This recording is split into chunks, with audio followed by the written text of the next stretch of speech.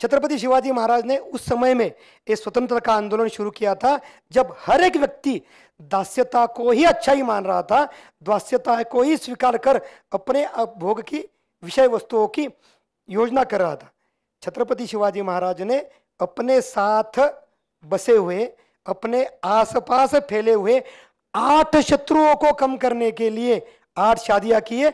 कम से कम ये लोग सहयोग ना करे तो भी कोई आपत्ति नहीं, हमला तो ना बोल दे भाई। शिवबा ने बचपन में भी मिट्टी खाई है, शिव भारत में वो भी प्रस्तुत है, मगर उस शिवबा ने वो मिट्टी खाई, उस शिवनेरी की थी भाई, सह्याद्री की थी। उस मिट्टी खाकर ये देह ऐसा खड़ा हो गया। जब औरंगजेब दक्कन में आया इस हिंदवी स्वराज को नष्ट करने के लिए, 25 वर्ष तक दक्कन में रहा, उत्तर में आ नहीं पाया। उसी मिट्टी के नीचे इन्हीं मराठों ने उसको दबा दिया। शिवा काशी तो कहा गया भाई तुझे शिवाजी बनना है, हाँ बहुत अच्छा बनूंगा। तुझे शिवाजी महाराज जैसे कपड़े पहनने, अरे भरजरी कपड़े मैंने कभी पहने ही नहीं। वो मोतियों की माला, वो अलंकरण, फिर जीरे टोप, उसको मोतियों का लगा हुआ तूरा, सब करूंगा। और सारे कपड़े पहनाए गए, मोतियों का जीरो टोप पहनाया गया। जब उसके सामने छत्रपति शिवाजी महाराज की मोजड़िया, जूते रखे गए तो उसने अपने पाँव पीछे कर दिया। देखा, जो जूते आज तक सर पे धारण किए थे, जिन जूतों को मैंने सीने पर लाकर द्वार के बाहर खड़ा था, मैं उसमें पैर नहीं डाल सकता। कोई हिंदू राजा विजयनगर के साम्राज्य के बाद, विजयनगर के महाराज के बाद दक्षिण में आया है, उसके सामने कुछ गुहार तो लगाए। शिवाजी महाराज ने पूछा क्या हुआ भाई साहब, हमें दर्शन करने के लिए कोई मंदिर नहीं है, कोई पूजा स्थल नहीं है। अरे टीका तो है, चोटी है, जनेऊ है, तुलसी की माला है, वैष्णव दिख रहे हैं, वो शैव परंपरा के अनुगामी हो, मंदिर कहाँ गए? शेर खान ने तोड़वाए। कौन सा शेर खान? पिछले महीने जिसको हमने परास्त किया, हाँ वही। क्यों तोड़वाए? पता नहीं, आपने विरोध नहीं किया। हम क्या करते भाई, हिंदू समाज का रोतलू स्वभाव, हम क्या करते भाई। झुकी न हिंदूपन की पाग, रुकी न बलवेदी की आग, केसरिया बागे सज सूरज, वर ले गए कीर्ति भरपूर। वीर शिवाजी बाजी राव, रख कर कहो कौन सा भाव, करते थे किसका विस्तार, हिंदू पद का करो विचार। इसी पंक्तियों के साथ, मैथिली गुप्त की पंक्तियों के साथ हम इस सत्र का वंदन करते हैं। आज मैं संदीप राव जी हमारे बीच, महेंद्र जी बैठे हुए हैं। कुछ समय पहले मेरी इनसे मुलाकात हुई, बाहर चाय पर हम लोग बैठे और उनसे भाई साहब से मेरा पहली बार परिचय हुआ। तो मुझे लगा मुझे एक अध्येता के साथ मैं मिल रहा हूं मैं, लेकिन श्री संदीप राव जी महन मात्र अध्येता नहीं, यह छत्रपति शिवाजी महाराज के ऊपर आप जो देख रहे हैं, ये एक यूनिवर्सिटी बैठी है हमारे सामने। तो संदीप राव जी, मेरा पहला प्रश्न हमारा यहीं से शुरू होता है, हमारी जो बात है कि ये छत्रपति शिवाजी, ये विचार, ये कब जन्म लेता है ये विचार? या देवी सर्वभूतेषु शक्ति रूपेण संस्थिता, या देवी सर्वभूतेषु क्रांति रूपेण संस्थिता, या देवी सर्वभूतेषु समृद्धि रूपेण संस्थिता, नमस्तस्यै नमस्तस्यै नमस्तस्यै नमो नमः।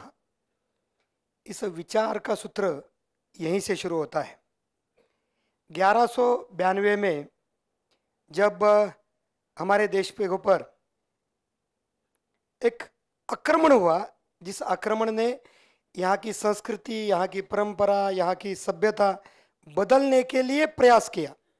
711 में मोहम्मद कासिम आया, मोहम्मद गजनवी आया, मगर उसके इतने परिणाम नहीं हुए जो परिणाम 1192 के बाद अनुभव में आते हैं, मोहम्मद घोरी के आगमन के बाद। छत्रपति शिवाजी महाराज के जन्म के विचार सूत्र की नींव 1192 के दास्यत्या में ही शुरू होती है। शिवाजी महाराज जब अपने माता के पेट में थे, वीर अभिमन्यु के भांति, तो उन्होंने 2 अनुभव बहुत ही कड़वे सच के साथ स्वीकार किए हैं। एक, जब वो माँ के गर्भ में 2 माह के हैं, तब उनके दादाजी, 3 मामा जी और एक भाई निजाम शाह ने बर्बरता से देवगिरी के दुर्ग में मरवा दिया था। अपने माँ का मैका, अपना ननिहाल एक झटके में समाप्त होते हुए इस गर्भावस्था के अभिमन्यु ने अनुभव किया था।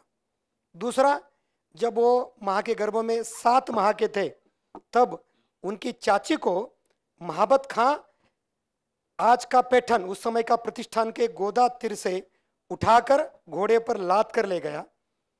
ये उनके लिए दूसरा संकट था, दूसरा अत्यंत हृदय विदीर्ण करने वाला अनुभव था।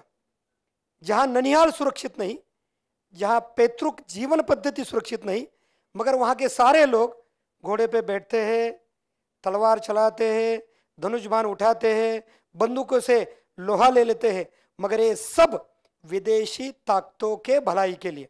अभी हमें यह ऐसी व्यवस्था स्थापित करनी है जो व्यवस्था यहाँ की संस्कृति, सभ्यता, परंपरा और हमारी जीवन पद्धति को अक्षुण्य कर सके। इसी विचार सूत्र के साथ छत्रपति शिवाजी महाराज का जन्म हुआ है। तो छत्रपति शिवाजी महाराज का मतलब उस विचार का ऐसे जन्म होता है। तो महेंद्र जी ये बताइए कि जब अभी कुछ समय पहले हमारे यहाँ अभी जब नेवी दिवस से भी था अभी कुछ समय पहले, और भारतीय नेवी का जो प्रतीक चिन्ह जो है उसको अष्टकोणीय बनाया गया है, जो मुद्रा का भी प्रतीक है छत्रपति शिवाजी महाराज की। और तो ये जो उसके ऊपर संस्कृत में सारा लिखा गया है अष्टकोण जो उनका जी मुद्रा है उसको, तो वो बताते हैं कि उन्होंने बचपन में ही कर लिया था सारा। तो उसके विषय में कैसे? कविंद्र परमानंद जी नेवास्कर छत्रपति शिवाजी महाराज के ऊपर ग्रंथ लिखते शिव भारत नाम से। परमानंद गोविंद जी नेवास्कर ये उनके समकालीन भी है। छत्रपति शिवाजी महाराज के राज्याभिषेक से मात्र 3 महीने पूर्व वे शांत हुए थे।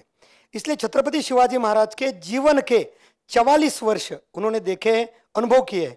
उस आधार पर उन्होंने ये जो भोसले परिवार है उसका इतिहास उस शिव भारत में अंकित किया है।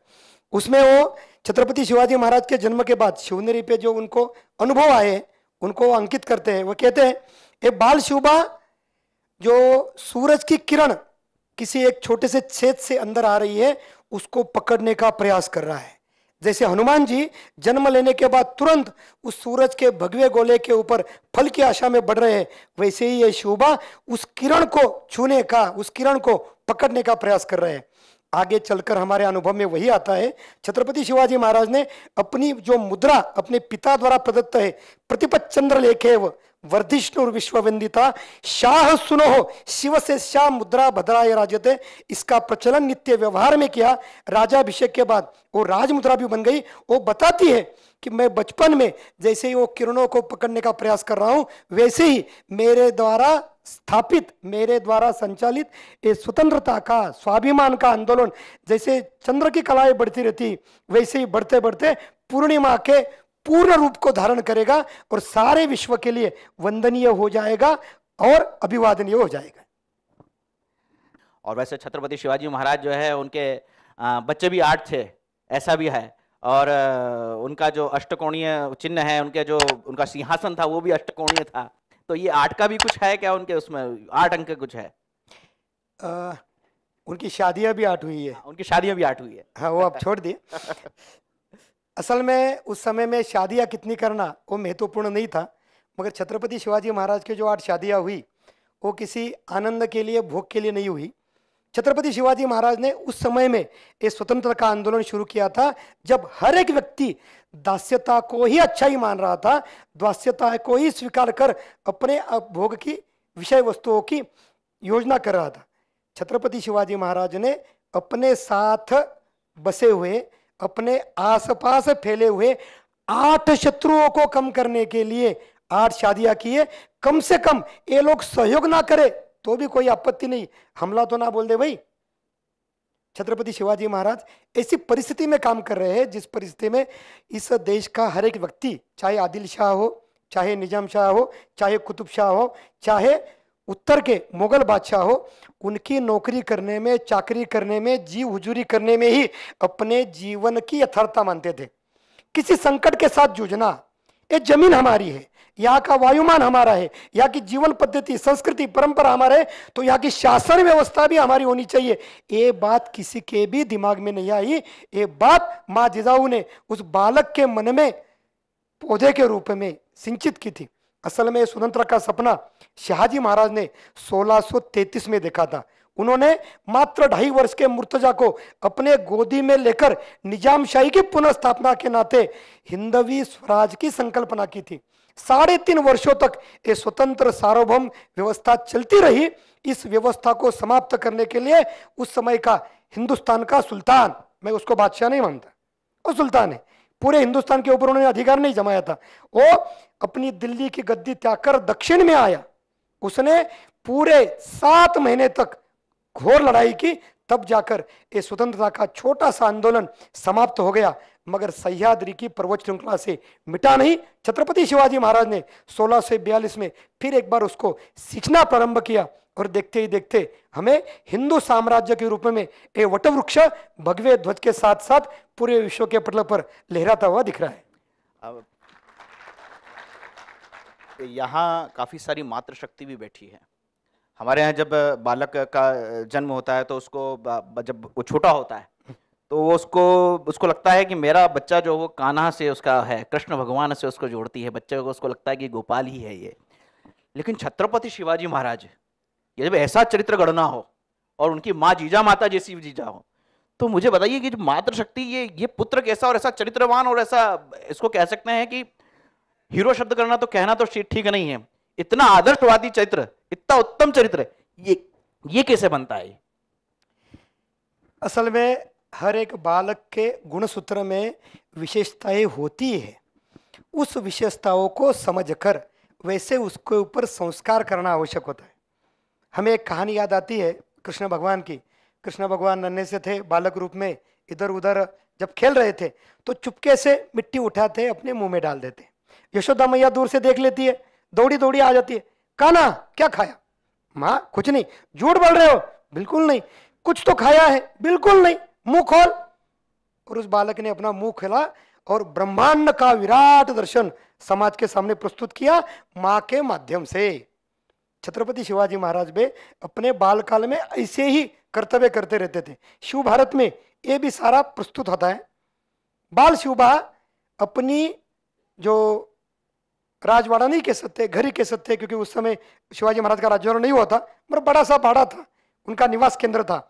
उसकी दहलीज पार करते समय वो तो बालक की तरह रेंग रहे हैं। 1-1.5 फीट की ऊंचाई की वो दहलीज पार करते समय वो लुढ़कते थे, गिरते थे, मगर कोई माँ, कोई दासी उसको उठाने नहीं जाती थी। वो बालक बिना रोए खड़ा हो रहा है, कोई ना कोई सहारा लेकर उस दहलीज से फिर अंदर आने का प्रयास कर रहा है। आजकल हमारी माएँ बच्चों को खेलने ही नहीं दे रही। लग जाएगा, खून निकल आएगा, कौन ठीक करेगा? अब माँ ही इतनी रोतलू है तो बालक कैसे होंगे आएंगे? जीजा माता ने अपने बालक से क्या करवाना है पहले ही तय किया था, उसका निर्णय किया था, और उस निर्णय के आधार पर अपने बालक से वो सारा करवाती गई। शिवबा ने बचपन में भी मिट्टी खाई है, शिव भारत में वो भी प्रस्तुत है, मगर उस शिवबा ने वो मिट्टी खाई, उस शिवनेरी की थी भाई, सह्याद्री की थी। उस मिट्टी खाकर एक देह ऐसा खड़ा हो गया। जब औरंगजेब दक्कन में आया इस हिंदवी स्वराज को नष्ट करने के लिए, 25 वर्ष तक दक्कन में रहा, उत्तर में आ नहीं पाया। उसी मिट्टी के नीचे इन्हीं मराठों ने उसको दबा दिया। ये पुरुषार्थ है दक्कन के मिट्टी का। तो हमें अपने बच्चों के अवगुणों को नहीं देखना है, वो क्यों कर रहा है, कैसे कर रहा है, उसकी सिंचाई कैसी करे। असल में शिवाजी महाराज का एक बड़ा भाई भी है, शंभूराजे। जीजा माँ को 6 बालक हुए, 6 में से 4 तो प्रकृति ने पहले ही उनसे छीन लिए, 2 बालक बड़े हो पाए। एक अपने पिता के साथ रहा, एक अपने माता के साथ रहा। बड़ा बालक बचपन से ही आदिल शाह के जीव उजरू में लग गया, मुजरा करने लगा। ये छोटा बालक आयु के 9वें 10वें वर्ष में आदिल शाह के दरबार में जाता है। पिताजी कहते बेटा ये आदिल शाह है, मुजरा करो। नहीं, मेरे माँ ने कहा है झुकना है तो 3 स्थानों पे, धरती माँ के सामने, माँ भारती के सामने, दूसरा माता पिता के सामने, और तीसरा गुरु और पूज्य व्यक्तियों के सामने। ये आदिल शाह इसमें से कहीं है ही नहीं, मैं क्यों झुकूं? माँ के संस्कार बहुत महत्वपूर्ण होते हैं। माँ अपने बालक का भविष्य बनाती भी है और अति अति स्नेह से बिगाड़ भी सकती है। इसलिए अगर हम चाहते हैं मेरा बेटा शिवाजी महाराज जैसा हो, तो मेरा पहला कर्तव्य, अगर माँ हूं तो मैं जिजाऊ बनने का प्रयास करूं, और मैं पिता हूं तो शाहजी महाराज जैसे स्वतंत्रता के लिए, स्वाभिमान के लिए, संस्कृति परंपरा की अक्षुण्णता के लिए लड़ने का स्वभाव बनाऊं। मिट्टी की बात हुई है अभी, छत्रपति शिवाजी महाराज, मिट्टी की बात हुई है, तो उनको मिट्टी उन्होंने जब प्रथम दुर्ग जीता 16 वर्ष की आयु में, तो उन्हें दुर्गपति और गणपति भी कहा जाता। उनका जन्म भी गढ़ में हुआ है, और जब वो गए इस दुनिया से तो भी गढ़ में से गए वे। तो वे क्या था, वो क्या था, मतलब चाहते तो महल में भी रह सकते थे, पुणे में के अंदर उन्होंने अच्छा एक महल बनाया था, लेकिन उन्होंने कभी उसमें बहुत ज्यादा लंबे समय रहे नहीं वो। लेकिन वो एक संघर्ष का जीवन जो था उनका, वो जो प्रारब्ध से शुरू हुआ और अंत तक भी वही रहा। तो उसके संदर्भ में कैसा रहा? छत्रपति शिवाजी महाराज का जीवन सूत्र ही संघर्ष गाथा से जुड़ा हुआ है। मैंने कहा गर्भावस्था में है तब से वो संकटों से जूझ रहे हैं। जब उनका जन्म हुआ तो पिताजी ने स्वतंत्रता का आंदोलन खड़ा किया, तो शिक्षा के रूप में, दंड स्वरूप में उनको सुदूर सह्याद्री से दूर, महाराष्ट्र से दूर बेंगलुरु भेजा गया। और शिवाजी महाराज के ध्यान में आया कि अभी मेरे ऊपर हाथ रखने के लिए पिता नहीं है, जो भी है वो सह्याद्री है।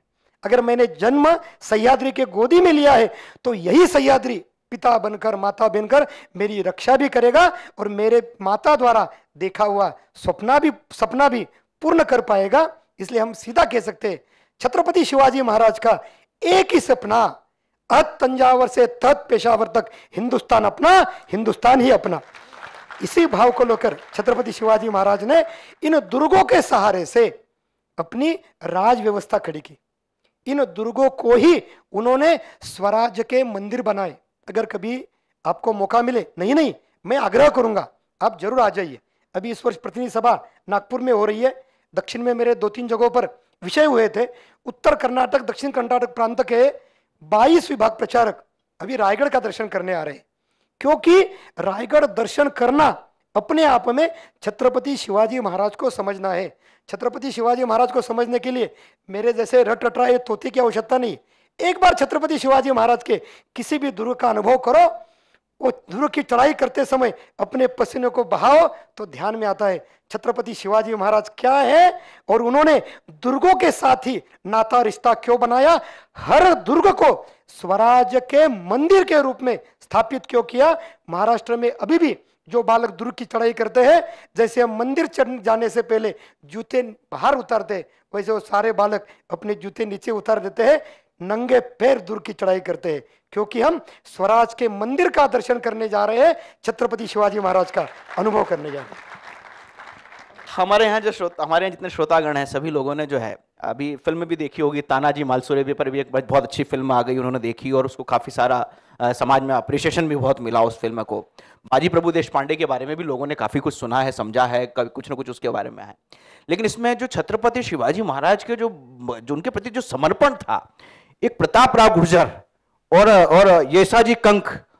प्रताप राव गुर्जर को मतलब हमने के लोगों ने केसरी फिल्म देखी है, बिहार के कुछ लोग और कितने सारे लोगों से, अफगानी पठानों से लड़ लिए, लेकिन प्रताप राव गुर्जर आएंगे तो संभव तो वो भी थोड़ा फीका लगेगा हमें, और इतिहास के संदर्भ में क्या उसका तुलना नहीं की जा सकती। लेकिन प्रताप राव गुर्जर और यशाजी कंक, जरा उनके बारे में बताइए थोड़ा।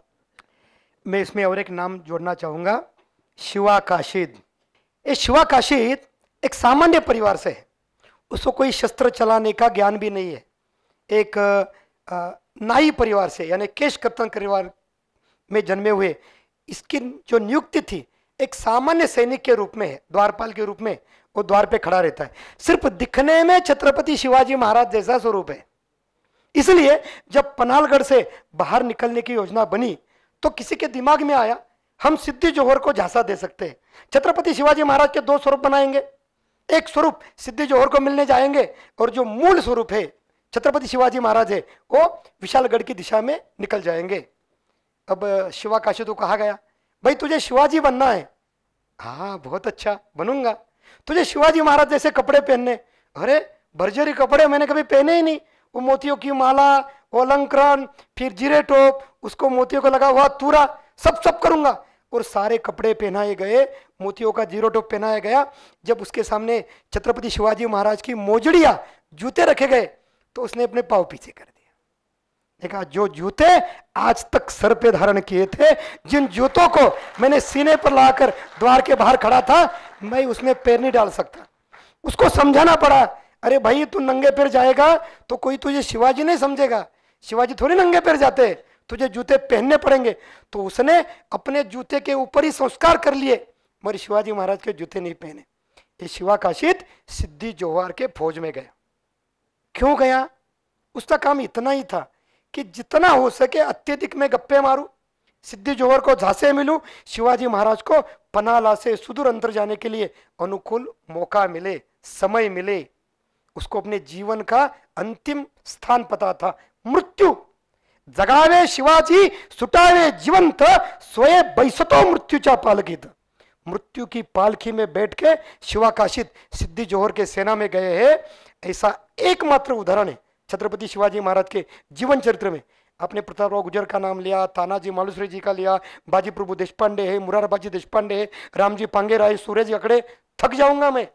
1000-1200 नाम आ जाएंगे जो इतिहास के पन्नों में चिन्हित है। अनगिनत नाम है कि जिनके नाम इतिहास को याद भी नहीं है, मगर ये सारे नाम लड़ते लड़ते स्वयं का जीवन बचा सकते थे। शिवाकाशित मरने के लिए ही गया था। आजकल नौटंकियों में, नाटक में छत्रपति शिवाजी महाराज के स्वरूप पहनकर चलने का प्रचलन है। शोभा यात्राओं में भी छोटे बड़े शिवाजी महाराज बन जाते हैं।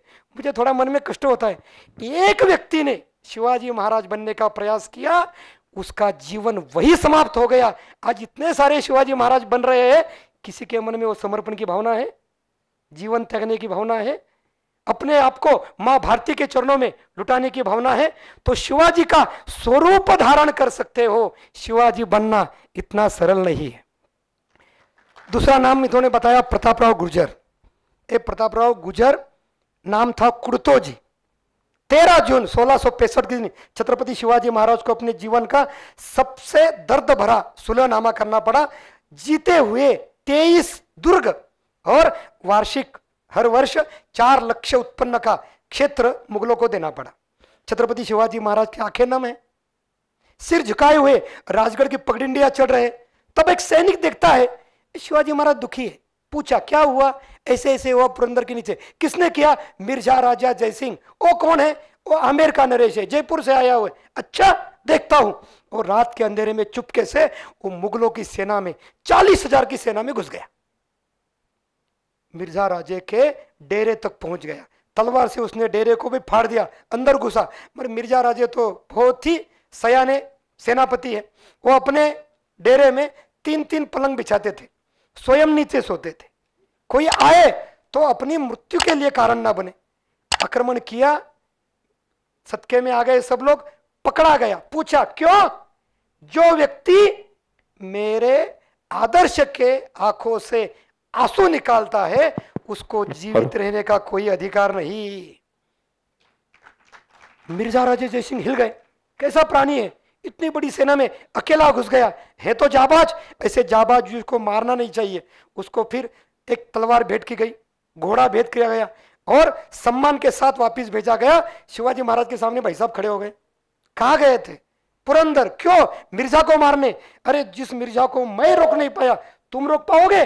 क्यों किया ऐसे? आपकी आंखें नम थी, मैं आपकी आंखों में आंसू नहीं देख सकता, इसलिए मुझे जाना पड़ा। शिवाजी महाराज ने कहा वहां से सम्मान लेके आए हो, आज से तेरा प्रताप इतना बड़ा हो गया, तो कुर्तो जी नहीं, तो आज से प्रतापराव है। बाद में वो हिंदवी स्वराज का सर सेनापति भी बन गए। एक समय ऐसे आया, बेहलेल खान को परास्त किया गया। बेहलेल खान ने क्षमा याचना की। प्रतापराव गुर्जर जो हिंदवी स्वराज के सर सेनानी है, उन्होंने उसको क्षमा की, जाने के लिए रास्ता दे दिया। जैसे ये बात शिवाजी महाराज को पता चली तो शिवाजी महाराज ने पत्र लिखा है। सलाह किस कारणों से की, किसे पूछ के की?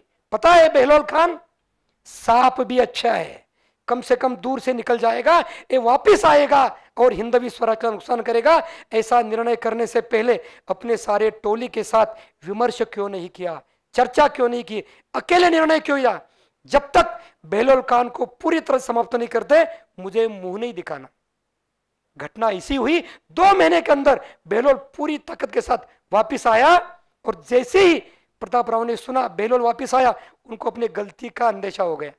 अरे जिन्होंने अपने आदर्श की नमी हुई आंखें भी पसंद नहीं की, उस आदर्श से मुख से निकले हुए शब्द, हे तोंड मला दाखवना, हे मुंह मुझे दिखाना नहीं, कैसे सुनता? तुरंत निकल पड़ा। उसको रोकने के लिए उसके 6 सहयोगी निकल पड़े और 7 लोगों ने मिलकर बेहलोल खान के सेना पर आक्रमण कर दिया। 1200 मुगलों के सैनिक काटे गए और वो वीर भी जैसे फिनिक्स पक्षी होता है, वही उस युद्ध के परिस्थिति में, जंगे मैदान में शांत हो गए। आज भी उनके लिए महाराष्ट्र में एक बहुत बढ़िया कविता बोली जाती है, वेडात मराठे वीर देवड़ले साथ। वेड यानी हमारा जज्बा है, हमारा प्रण है। अगर हम ठान लेते हैं तो उसके लिए कटने के लिए और काटने के लिए सदैव कटिबद्ध होते हैं। दूसरा, ऐसा जी अंक के बारे में पूछा। छत्रपति शिवाजी महाराज दक्षिण दिग्विजय की यात्रा में जब दक्षिण में गए थे कुतुब शाह से मिलने के लिए, कुतुब शाह मुसलमान है, छत्रपति शिवाजी महाराज कह रहे आप तो मेरे बड़े भाई जैसे हो। अब कुतुब शाह डर गया। इन्होंने एक पत्र भेजा था अफजल खां को, उसमें कहा था आप मेरे चाचा जैसे हो। चाचा की अतड़िया गायब। शाइस्ते खां के लिए पत्र गया था, मामा जैसे हो, मामा की 3 उंगलियां गायब। अब तो यो भाई बना रहा है, क्या जाएगा भाई। कुतुब शाह ने कहा जो चाहिए वो ले लो, मगर हैदराबाद नहीं आना, भाग्यनगर नहीं आना। शिवाजी महाराज ने कहा मैं तो निकल पड़ा हूं भाई, एक दिन में पहुंच रहा हूं। ठीक है, मगर सेना लेके मत आना। भाई को मिलने के लिए सेना की आवश्यकता थोड़ी है। शिवाजी महाराज ने कहा ठीक है, 2 लोगों को लेके आऊं, क्या वो भी मत ले आऊं। आप सबके जानकारी के लिए छत्रपति शिवाजी महाराज मात्र अपने 2 लोग, एक सेनापति और ऐसाजी, दोनों को लेकर भाग्यनगर के रास्ते से जा रहे थे। भाग्यनगर में रहने वाला हर एक मुसलमान उनके स्वागत सम्मान में रास्ते पे खड़ा था। हर एक बहन उनकी आरती उतारने के लिए दीपक लेके खड़ी थी। हर एक घर के सामने सड़ा रंगोली सम्मार्जन किया हुआ था। छत्रपति शिवाजी महाराज वहां गए, उससे मिले और पूछा, डरे नहीं? क्यों? 2 ही हो, हमारी सेना 2-2.5 लाख की किले के अंदर है। देखा हमारे 2 ही काफी है। ये कौन? ये देखा हाँ, आपकी सेना में हाथी नहीं है, आवश्यकता ही नहीं है। क्यों? हाथी जैसे लोग ही इतने हैं, हाथी के साथ लड़ोगे? देखा लड़ेंगे।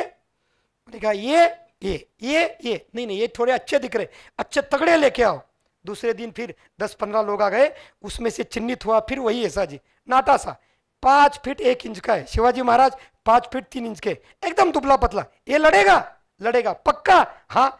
तीसरे दिन घोषणा हो गई, शिवाजी का हाथी और अपने अबुल हसन तानाशाह कुतुब शाह का हाथी, इसमें भिड़त होगी, जंग होगी। सारा भाग्यनगर देखने आ गया। ऐसा जी सामने खड़ा हो गया और हाथी के साथ लड़ाई हो गई, उसमें समझ आएगा। मगर एक ही तलवार के घाव में हाथी की सूंड काटकर हाथी को धराशायी करने वाला ऐसा जी है। जब सामने आ गया, अपनी मोतियों की माला उतारकर कुतुब शाह ने दे दी। ने कहा आपके लिए उपहार। ईसा जी बोलता है मेरा सम्मान करने के लिए, मेरा कौतुक करने के लिए मेरे अधिकारी, मेरे महाराज बैठे हुए हैं, मुझे इधर उधर से कुछ आवश्यकता नहीं है। कुतुब शाह बोला होगा तनख्वाह तो वहां मिल रही है, ये इंसेंटिव लेने में क्या आपत्ति है। एक बार इंसेंटिव का चस्का लगा, गड़बड़ हो जाएगी। सोचिए, छत्रपति शिवाजी महाराज जिनके सम्मान में सारा भाग्यनगर खड़ा हो जाता है, वो भाग्यनगर जब हैदराबाद बन जाता है, वहां का एक सर्प फुसफुसाता है 15 मिनट के लिए भारत से सेना हटाओ, सारे हिंदुस्तान को मिटा देंगे। ये फुसफुसाने की औकात उसमें किसने लाई? तो हम सब लोगों ने लाई। आजकल हमसे कोई डरता ही नहीं, हमें कोई ध्यान में लेता ही नहीं। हर व्यक्ति हमें नजरअंदाज कर रहा है क्योंकि हम पुरुषार्थ से अछूत हैं। जब तक हम छत्रपति शिवाजी महाराज जैसे, महाराणा प्रताप जैसा, गुरु गोविंद सिंह जैसा, लाचित बड़फुकन जैसा पुरुषार्थ अपने देह में निर्माण नहीं करते, स्वीकार नहीं करते, तब तक ऐसे बहुत सारे सर्प हमें डसने की ललायत रहेंगे। हमारा काम है हाथी बनकर उनके कुचलने के लिए शिवाजी महाराज के रास्ते पे चलने का अभ्यास करें। बहुत बहुत धन्यवाद। अभी दक्षिण की भारत चुकी है तो दक्षिण की तरफ ही चलते हैं हम लोग कि मैंने छत्रपति शिवाजी महाराज, उनको अभी वर्तमान परिदृश्य में देखते हैं तो कई बार कई सारे अलग अलग लेखकों ने अलग अलग विषयों में अलग अलग प्रकार के उनके बारे में उक्तियां लिखी हैं। उनको कई बार हमारे यहाँ के आज के जो वर्तमान के पाठक है या वक्तागण है या कहते लेखक है, उनकी कई बार धर्मनिरपेक्ष भी उनको बताते कि छत्रपति शिवाजी महाराज की जो सेना है उनकी, उसमें उनका इतना प्रतिशत मुसलमानों की सेना था और उनकी सेना में इतने लोग थे, या फिर उनकी नेवी के बारे में भी कहते हैं कि वह भी मुसलमान था। इस प्रकार की बातें करते हैं। तो वो दक्षिण यात्रा के अंदर उनका ध्यान में है मुझे किस्सा एक बार कि वह दक्षिण यात्रा में गए थे और वहाँ उन्होंने एक मस्जिद मंदिर के ऊपर बनी हुई देख ली थी। वो क्या किस्सा था पूरा, और उसके बाद में फिर क्या हुआ? छत्रपति शिवाजी महाराज मुस्लिम बहुल भाग्यनगर से और दक्षिण में जा रहे हैं। वो पहुंचे तिरुवन्नमलाई, तिरुवड़ी में अपने भाई से मिले वेंको जी से, और थोड़े उत्तर में आए तो वहां के सारे लोग टीका लगाए हुए, चोटी बांधे हुए वहां पहुंचे। कोई हिंदू राजा विजयनगर के साम्राज्य के बाद, विजयनगर के महाराज के बाद दक्षिण में आया है, उसके सामने कुछ गुहार तो लगाए। शिवाजी महाराज ने पूछा क्या हुआ भाई? भाई साहब हमें दर्शन करने के लिए कोई मंदिर नहीं है, कोई पूजा स्थल नहीं है। अरे टीका तो है, चोटी है, जनेऊ है, तुलसी की माला है, वैष्णव दिख रहे हैं, वो शैव परंपरा के अनुगामी हो, मंदिर कहाँ गए? शेर खान ने तोड़वाए। कौन सा शेर खान? पिछले महीने जिसको हमने परास्त किया। हाँ वही वही। क्यों तोड़वाए? पता नहीं। आपने विरोध नहीं किया? हम क्या करते भाई, हिंदू समाज का रोतलू स्वभाव, हम क्या करते भाई। तो शिवाजी महाराज के ध्यान में आया इनके मन में पुरुषार्थ जागरण करने की आवश्यकता है। शेर खान को बुलाया गया। 3 दिन बाद वो आया, उसको पूछा ये मंदिर तूने गिराए? हाँ। बना के दो? नहीं, हम बुत कुफ्र है, बुत चिकन है, हम मूर्ति बंजक है, मूर्तियों का निर्माण करने वाले, मूर्तियों की पूजा करने वाले नहीं है। शिवाजी महाराज ने कहा भाई 1 महीने पहले तू हार गया है, हारा हुआ व्यक्ति चुपचाप सुने तो ठीक है, नहीं सुने तो उसको सुनाने के अलग अलग पैंतरे हैं हमारे पास। एक बार ऐसी हरकत गोवा में की गई थी। वहां हिंदुओं को कहा गया या तो रोमन कैथोलिक बनो, नहीं तो एक क्षेत्र छोड़ दो। मुझे जैसे ही सूचना मिली मैं उस क्षेत्र में गया, बारदेश में, उसको जीत लिया और पता चला ये सारी हरकतें तिसवाड़ी में है।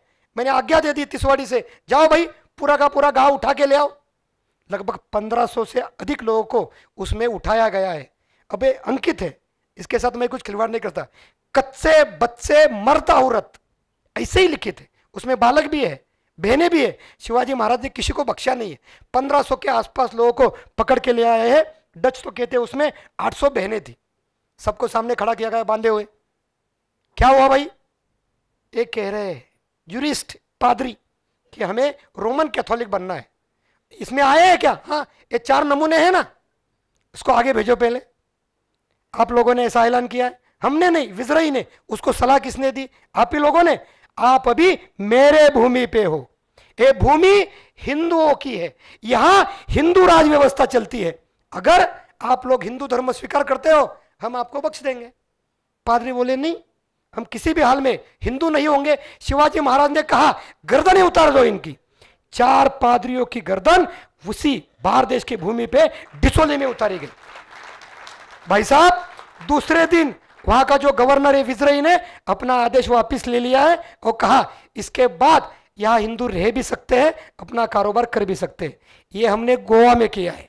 अब ये तमिलनाडु है, दूर है तो सोचना मत, उसने कुछ भी हो जाए मैं किसी भी मंदिर का निर्माण नहीं करूंगा। शिवाजी महाराज ने कहा इसको बांधो, और जब तक मंदिर का निर्माण नहीं होता सिर्फ प्रातः विधि और भोजन के लिए छोड़ना, बांध के रखना। फिर एक बार शिवाजी महाराज ने उसके सामने बंधी हुई 3 मस्जिदें गिराई और वहां पर 3 मंदिरों का निर्माण किया। अरुणाचलेश्वरेश्वर, समुद्री पेरूमला यानी शेषशाही विष्णु, और तीसरा है अंजनेय हनुमान जी का मंदिर है। अब ये मैं नहीं कह रहा हूं, ये लिखता है नारायण पिल्ले। ये भाई साहब है तिरुवनंतपुरम के, मलयाली भाषी है। क्यों गए थे तमिलनाडु पता नहीं। उन्होंने तमिक्कुरुला नाम का ग्रंथ लिखा है, उसमें 6 पन्ने इसी विषय के। दूसरा वेल्लोर का गवर्नर है विलियम एक्लॉइड, उसने फ्रेंच भाषा में एक ग्रंथ लिखा है। उस ग्रंथ में प्रवास वर्णन के रूप में 1.5 पन्ने में छत्रपति शिवाजी महाराज के ये 3 मंदिरों का जीर्णोद्धार का विषय है। और तीसरा राज व्यवहार कोश जो छत्रपति शिवाजी महाराज ने स्वयं करवाया था भाषा शुद्धि के लिए, जिसमें 1380 संस्कृत शब्द देकर उस समय की फारसी, अरबी, दक्खनी उर्दू को पूर्णतः हिंदवी स्वराज व्यवस्था से हटाया गया था, निर्मूलित किया गया था। उसका लेखक है धुंडीराज गणेश व्यास। उसके ग्रंथ में 6 श्लोक है, इसका वर्णन करते हैं। ये सारे तथ्य इतने बलबूते पे है, आज भी तिरुवन्नमलाई के पास में 80 किलोमीटर के क्षेत्र में हर वर्ष त्रिपुरारी पूर्णिमा के दिन जो दीपोत्सव होता है, उस दीपोत्सव को उन लोगों ने नाम दिया है छत्रपति शिवाजी हिंदू साम्राज्य महोत्सव। अभी हमने अपने देश के 4थे स्वतंत्रता दिन का अनुभव किया। पौष शुक्ल द्वादशी अयोध्या जी के साथ साथ पूरे विश्व ने उसका अनुभव किया है। आपने कहा चौथा, फिर 15 अगस्त कहा गया, वो तीसरा है, उसके पहले भी दो है। छत्रपति शिवाजी महाराज का राज्याभिषेक, यह 350 वर्षों की दास्यता समाप्त कर हिंदू जीवन व्यवस्था को पुनर्स्थापित करने वाला, हिंदू समाज को चेतना देने वाला दिन है, इसलिए वो हिंदुस्तान का पहला स्वतंत्रता दिन। दूसरा, नेताजी सुभाष बाबू ने सुदूर सिंगापुर में स्वतंत्र आजाद हिंद सरकार की स्थापना की थी 21 अक्टूबर 1943 को, जिसको उस समय के 10 देशों ने अनुकूलता प्रदान की थी। वो है इस देश का दूसरा स्वतंत्रता दिन। तीसरा, 15 अगस्त 1947, जिसको हम जब तक पढ़ाई कर रहे हैं, पहली से लेकर स्नातक तक, तब तक मनाते रहते, बाद में कोई जनगणना मनाने के लिए खड़ा होता ही नहीं, तिरंगा फहराने के लिए जाता भी नहीं। और चौथा, ये तीसरे से भी अधिक महत्वपूर्ण है, तीसरे स्वतंत्रता दिन ने हमारी प्रशासकीय व्यवस्था बदली है। सिर्फ राजकीय व्यवस्था में सुधार किया है, मगर सांस्कृतिक आधार पर, अपने भारतीय परंपरा संस्कृति के आधार पर इस देश को स्वतंत्रता का अनुभव कराने वाला वो दिन है रामलला के प्राण प्रतिष्ठा का। इस देश में दास्यता के, गुलामी का एक भी प्रतीक हम स्वीकार नहीं करेंगे। छत्रपति शिवाजी महाराज ने जैसे दास्यता का प्रतीक ढाया और वहां पर संस्कृति और परंपरा की प्रतिष्ठापन की, वैसे ही इसके बाद इस देश में होता रहेगा। और करने के लिए हम सब लोगों को कटिबद्ध होना चाहिए, क्योंकि छत्रपति शिवाजी महाराज ने कहा है भारत हिंदू राष्ट्र है, जिसकी उद्घोषणा फिर प्रथम सरसंघ चालक जी ने हमारे मन में सपने के रूप में रखी हुई है। उसी उद्घोषणा के साथ चलेंगे तो ही अपने देश का भविष्य विश्व के पटल पर जीवित रहेगा। हम 350 वर्ष पूर्व हमने 6 दिसंबर 1992 के दिन ही धर्म संस्कृति की पुनः प्राण प्रतिष्ठा नहीं की, हमने कोई ढांचा ध्वस्त नहीं किया। ये 350 वर्ष पूर्व छत्रपति शिवाजी महाराज भी कर चुके हैं, ऐसा हमको इसके बारे में जानकारी लगी। छत्रपति शिवाजी महाराज को, उनका ये एक तो पराक्रम का स्वरूप है, लेकिन महाराष्ट्र और बाकी जो क्षेत्र में जहां उनका जो क्षेत्र रहा है या जिनके उस समय उनके रहा है, तो उनको जानता राजा कहा गया है। जानता राजा मतलब उनके राज्य को राम राज्य की कल्पना की गई है। और वो राम राज्य की कल्पना है क्योंकि उनकी जो प्रशासकीय व्यवस्था थी, उनका जो टैक्सेशन सिस्टम था, वो व्यवस्था क्या थी, जिसके कारण से जो आम जनमानस है। और एक विषय इसमें यह भी है साथ साथ में कि आज नक्सलाइट मूवमेंट पूरे देश भर में चल रहा है, उग्र साम्यवाद पूरे देश भर में देखने को मिलता है कि हम सामंतवाद के विरुद्ध हम काम कर रहे हैं। लेकिन वहां उस समय बिना क्रांति के, बिना किसी दबाव के छत्रपति शिवाजी महाराज के राज्य में सामंतवादी व्यवस्था खत्म कर दी गई। ये दोनों एक साथ किया गया उनके द्वारा। तो वो क्या था? जो पहला प्रश्न आपने पूछा वो हमारा कौम नष्ट लोगों का नौटंकी है, वो कोई कम्युनिस्ट नहीं है, कौम नष्ट है पूरी तरह से। इन लोगों ने सामंतवाद का अवडंबर समाप्त करने के लिए हम हाथ में शस्त्र उठा रहे हैं, ऐसा भाव सबके मन में जगाया है। असल में एक गलत है। छत्रपति शिवाजी महाराज ने अपने राज्यकाल में यह व्यवस्था पहले से ही ध्वस्त कर दी थी। उस समय में छत्रपति शिवाजी महाराज को सामान्य किसान 42% कर, आयकर टैक्स देते थे। अभी हम 30% देने के लिए तैयार नहीं है, वो भी छुपा रहे इधर उधर। देश की तरक्की से, देश के प्रगति से हमें कोई लेना देना नहीं। प्रश्न आता है सामान्य शेतकरी, सामान्य किसान 42% कहाँ से दे पा रहा है? छत्रपति शिवाजी महाराज ने ऐसी व्यवस्था खड़ी की थी कि जिस व्यवस्था के आधार पर वे 42% देने के बाद भी अपने लिए इतना बचाते थे, घोड़े की भी सवारी करने लगे, पक्के मकान भी बांधे, उन्होंने अपने पाँव में नए जूते भी सिलवाए, नए कपड़े भी सिलवाए। छत्रपति शिवाजी महाराज ने एक व्यवस्था से समाज के सारे व्यवस्थाओं में आमूलाग्र परिवर्तन कर दिया। देशपांडे है, कुलकर्णी है, जमींदार है, उस समय के सामंत है, जो जनता से सीधा लूटते थे, वो व्यवस्था पूर्णतः बंद कर दी और वेतन भोगी कार्यकर्ताओं की नियुक्ति कर दी कि वे निश्चित रूप में ही लेंगे। अकाल पड़ा तो इतना कम लेना है, बाढ़ आ गई इतना कम लेना है, मगर उसकी भरपाई आने वाले 5-6 वर्षों बाद फिर एक बार करनी है, जिससे ये व्यवस्था सुचारू रूप में चली। छत्रपति शिवाजी महाराज ने अपनी व्यवस्था में अपने पेशवा पंत प्रधान को भी वेतन भोगी बनाया था। उसको भी कोई जागीर काट के नहीं दिए, कोई जमीन का हिस्सा नहीं दिया है। इसलिए बाकी शासक और छत्रपति शिवाजी महाराज में ये अंतर है कि उन्होंने उस समय की सामंतशाही, जमींदारी, मामलतदारी समाप्त करते हुए एक वेतनभोगी व्यवस्था खड़ी कर दी। वो स्वयं को भी उसी व्यवस्था का हिस्सा मान रहे हैं। जब शिवाजी महाराज को 1678 में अपने ही मंत्रियों द्वारा कहा गया कि आपके बड़े बेटे युवराज शंभूराजे थोड़े उग्र है, उनके साथ काम करना थोड़ा हमारे लिए कष्टदायी है, आप ऐसे कीजिए, राज का विभाजन कीजिए। अभी जो दक्षिण दिग्विजय में प्राप्त किया व्यवस्था है, राज है, वो आप युवा शंभूराजे को दे दीजिए और महाराष्ट्र में, दक्कन में जो है वो राजा राम जी को दे दीजिए। छत्रपति शिवाजी महाराज ने इस सुलह के लिए, सुझाव के लिए पत्र के रूप में उत्तर दिया है। वो कहते हैं ये राज्य श्री का है, यानी ईश्वर का है। मैं विश्वस्त के नाते यहां पर इस व्यवस्था को देख रहा हूं। इस व्यवस्था के ऊपर ईश्वर के बाद अगर किसी का आधार का अधिकार है वो रैयत का है, सामान्य प्रजाजनों का है। इसके ऊपर अधिकार दिखाने का, दर्शाने का और इसको बांटने का भी कोई भी अधिकार मैं प्राप्त नहीं कर सकता हूं।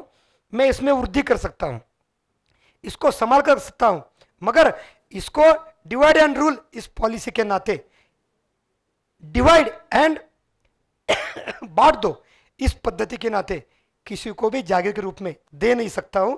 इसीलिए छत्रपति शिवाजी महाराज जानता राजा है। उनका सबसे बढ़िया वर्णन राष्ट्रगुरु समर्थ रामदास स्वामी महाराज ने किया है, श्रीमंत योगी के रूप में, जानता राजा के रूप में। जिसको जान है यानी ज्ञान है वो जानता है। आजकल जानता कोई भी स्वयं को कहला रहा है। महाराष्ट्र में तो प्रचलन अत्यधिक बढ़ गया है, मगर हर एक कोई जानता नहीं बन सकता। समाज के कल्याण में, प्रजा के हित में ही मेरा हित है, कल्याण में बांटना, यही जानतापन का अनुभव है। वो अनुभव हम सब करेंगे तभी राम राज्य की व्यवस्था अनुभव कर सकते हैं। छत्रपति शिवाजी महाराज को लेकर एक नैरेटिव सेट किया गया है सूरत के विषय को लेकर के कि छत्रपति शिवाजी महाराज लुटेरे हैं, उनको लुटेरा कहा है। एनसीईआरटी की किताब में भी उनके बारे में ऐसा लिखा गया है। तो ये जो लूट शब्द का उपयोग किया गया है, बाद के जो इतिहासकार, अंग्रेजी इतिहासकार गए उन्होंने भी इसका किया है, और इसके बारे में क्या है? ये जो नैरेटिव आ रहा है ये क्या है? ये सारी मैकाले और मैक्स मुलर की मिली भगत है। हमारे महापुरुषों को जीवन चरित्र धूमिल करना, हमारे महापुरुषों का जीवन चरित्र ध्वस्त करना, इसी में सारे लगे हुए हैं और हम सब भी दुर्भाग्य से उसके ही अनुगामी होते जा रहे हैं। भाई, हमारे खेतों से जो तैयार फसल थी उसको उखाड़ कर ले गए, वो लूट है। हमारे घर में जो एक आध दूसरी बोरी अनाज था उसको उठा कर ले गए, वो लूट है। हमारी दादी माँ के वो छोटे से बटुए में एक आध सिक्का होता था उसको छीन कर ले गए, वो लूट थी। 350 वर्षों तक ये लूट हिंदुस्तान के आकर, बाहर से आकर बसे हुए आक्रांता कर रहे थे और हमें लूट रहे थे। जब हमारे पास क्षमता आई, हमने हमारी क्षमता को सिद्ध कर दिया और उन लुटेरों के घर से हमारा जो लूट कर ले गए हैं उस साजो सामान को वापस लाया है। ये लूट नहीं है, वसूली है। तो छत्रपति शिवाजी महाराज के स्वप्न का भारत संक्षेप में, उसके बाद फिर प्रश्नोत्तर की ओर चलेंगे। छत्रपति शिवाजी महाराज के सपनों का भारत 7 सूत्रों से चलता है। उसमें से 5 सूत्रियां श्री राम जी भाई साहब ने आपके सामने रखी थी। उसमें मैं 2 ही विषय जोड़ूंगा, स्वधर्म, स्वराष्ट्र। स्वभाषा, स्वदेशी, स्वसंस्कृति, स्वाभिमान और स्वावलंबन तो यही है, पर इसके पहले आता है राष्ट्र और राष्ट्र के पहले आता है धर्म। छत्रपति शिवाजी महाराज ने धर्म को आधार मानते हुए अपने स्वराज की नींव रखी, इसलिए वो यशस्वी होते गए। छत्रपति शिवाजी महाराज के सपनों के राष्ट्र को देखना है तो पहले हमारे मन को आज तक पड़े हुए अनुभवों को, लिखित सुनित, सबको हमें बदलने की आवश्यकता है। जैसे एक छोटा सा गांव है बसरूरू, उडुपी जिले के कुंदापुरा तहसील में। आपने लुटेरे शब्द का प्रयोग किया। मराठी भाषी जितने भी लेखक है, चिंतक है, विद्वान है, उनकी प्रेरणा लेकर जितने भी हिंदी चिंतक, लेखक, विद्वान हो गए, उन सब लोगों ने छत्रपति शिवाजी महाराज और मराठी व्यवस्था को लुटेरे या लूट के रूप में ही कहा है। ये बसरूरू गांव में हर वर्ष 13 फरवरी के दिन छत्रपति शिवाजी महाराज के आगमन का दिन मनाया जाता है, मगर उस कार्यक्रम का नाम है बसरूरू स्वतंत्रता दिन महोत्सव। बसरूरू ಒಂದು ಅಧ್ಯಯನ, कन्नड़ भाषा किताब है। केदी नृप विजयम कन्नड़ भाषा की किताब है, 300 वर्ष पूर्व उस किताब में वे लिखते हैं छत्रपति शिवाजी महाराज ने बसरूर में आकर वहां के स्थानीयों को कोई कष्ट नहीं दिया। पुर्तगाली और उनके जितने भी हस्तक थे उनका धन लेकर वो वापस गए, वो सारा क्षेत्र पुर्तगालियों के अधिकार से मुक्त करवाकर स्वतंत्र कर लिया। इसलिए छत्रपति शिवाजी महाराज हमारे लिए स्वतंत्रता देवता के रूप में है। वो पूछते भी है, मनाते भी है। हमें अपने आप को बदलना होगा। इतिहास सिर्फ सुनने से, इतिहास कहने से परिवर्तित नहीं होगा। जो इतिहास हमारे ऊपर थोपा गया है, हमारे ऊपर लादा गया है, वो आपके व्हाट्सएप के तंत्र में एक होता है, देखिए वो क्या बूम से जाते हैं संदेश, क्या ब्रॉडकास्ट। तो पिछले 78 वर्षों से जो ब्रॉडकास्ट हो रहा है, पहले उसको मिटा, स्वयं अध्ययन करना सीखो, स्वयं चिंतन करना सीखो। तभी छत्रपति शिवाजी महाराज का जो सपनों का भारत है, जो स्वधर्म, स्वराष्ट्र, स्वभाषा, स्वदेशी, स्वसंस्कृति, स्वावलंबन के आधार पर स्वाभिमान के साथ अपने आप के साथ मां भारती का भी सीना पूरे विश्व में उन्नत कर सकता है और मां भारती को विश्व गुरु के स्थान पर स्थापित करवा सकता है।